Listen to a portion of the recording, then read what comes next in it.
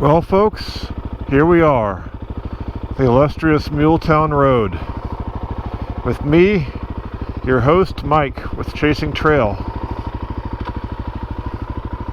Hope everyone's having a good day today. It is Sunday, February 20th.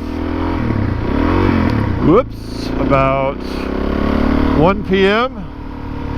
Another beautiful February day here in Northern California. A little chilly today, and by chilly I mean it's in the mid-60s.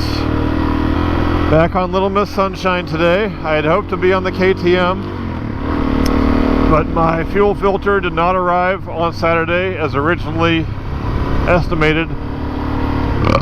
It's now scheduled to be here on Monday, tomorrow. So unfortunately, another weekend without being able to ride the KTM. Pretty confident that fuel filter and doing a heat cycle is going to correct my check engine light issue. I stopped into my local KTM Husky dealer, talked to them and mentioned the bubbling I had seen in the tank and the light coming on. They said seeing bubbling in the tank is definitely not normal, and also thought it was probably due to a bad fuel filter. So really hoping that once I swap that out and then let it, there's something about these bikes where anytime there's a change or something happens, they need to run through what they call a heat cycle.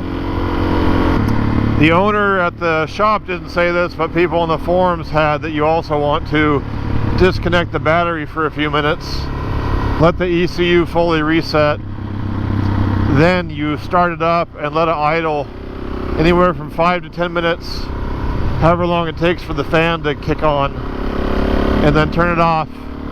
And somehow that programs or resets the ECU. So once I get that new fuel filter installed and do a heat cycle, I'm really hopeful that corrects my light issue and that the bike is then pretty well sorted. I've already done basically all my planned mods for now, minus the gas tank, which is still back ordered. But I don't plan to do any power mods in the near future. Just going to run it stock for a while until my skills improve.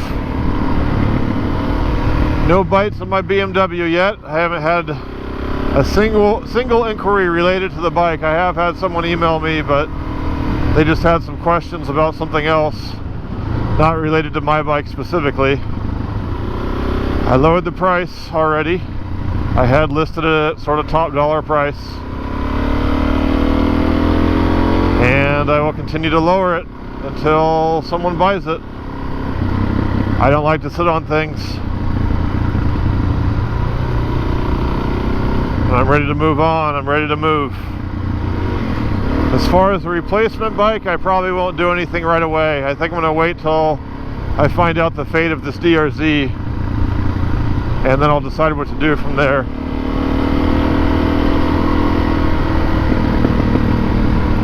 Right now this DRZ is feeling I really like it as a 50/50 dual sport and or buddy bike, and having it to ride on days like this.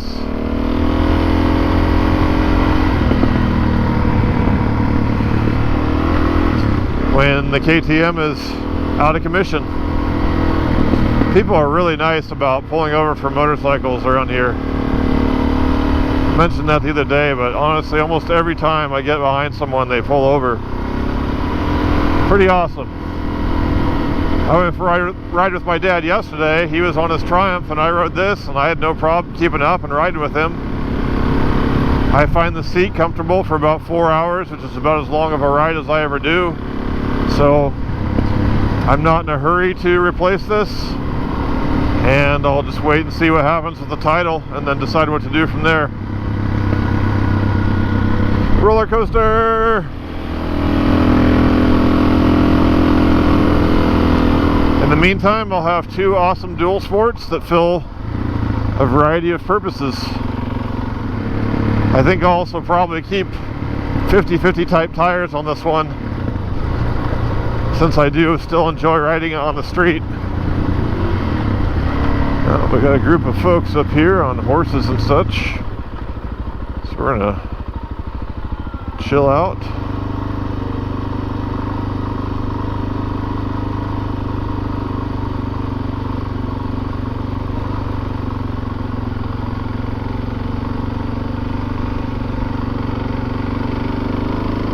Don't want to scare the horses.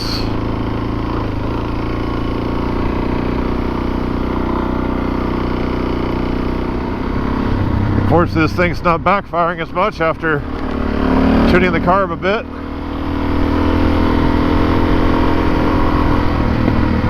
There was one. It still does a little bit on hard decel. Definitely better than it was though. Creeks have already dried up. It's a shame. So my buddy Zendime is trying to buy a Beta 430 after all, but he's getting jerked around. He found one down in Chico, but I've never seen someone have such a hard time trying to purchase a motorcycle. I don't know what's up with the salespeople there, but they're just not getting back to him, not following up, and he's like, hey, I'm ready to buy this thing, let's go. So hopefully he can sort that out. I know he'd be down to ride with me all the time. Plus it'd be fun for us to do some back-to-back comparisons, swapping bikes, KTM versus Beta. So I hope we can work that out. Our local dealer is supposed to get another one, but not until June. And by then it's going to be hot as fuck. Air will probably be filled with smoke and everything will be on fire again. If we don't get some more rain soon. So, waiting till June, not ideal. I wasn't going to wait, I went in there ready to buy it. And in the 3 days it took me to sell the CRF400S Rally, it was gone. Sold tag on it. My heart sank. That's alright, then I found the KTM, which hopefully turns out to be a good deal. I'm pretty confident I'm going to have this light sorted. But it wasn't a great start. I really wanted all the KTM haters to be wrong with the snarky LOL maintenance comments. They might be right, we'll see. I'm one of those people who has to learn things the hard way firsthand. I can't just take your word for it. Just ask my dad. He's tried to give me plenty of advice over the years, but I always have to learn the hard way. Alright, we're going to go through Whiskey Town today. I don't know if I'd do 50-50 tires after all next time.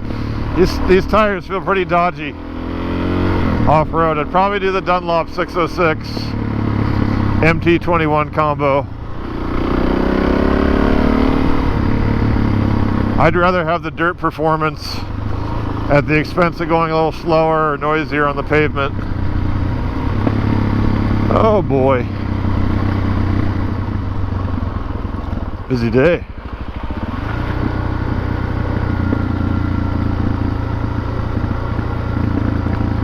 And dusty. These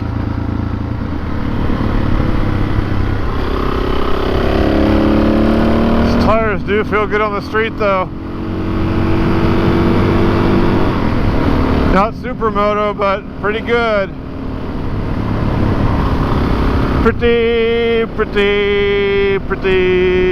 good. Kind of a charred wasteland out here. All these dead trees. I really hope we get a break from the fires this year. I don't know how much there's left to burn at this point.